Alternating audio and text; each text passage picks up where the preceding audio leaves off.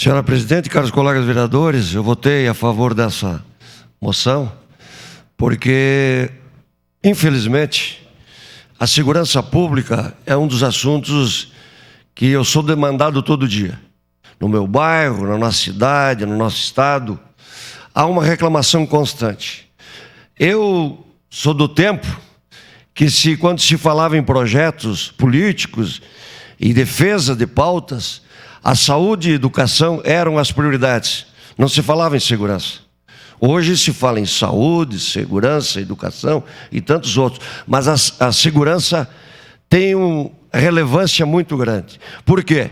Porque as penas são muito flexíveis, porque a pessoa é condenada várias vezes, está na rua, e nós temos que, sim, de uma maneira ou de outra, como estamos fazendo através desta moção, repudiar toda atitude de deliberação, de frouxidão, de tudo aquilo que vem liberar e aliviar a pena daquele que cometeu crimes.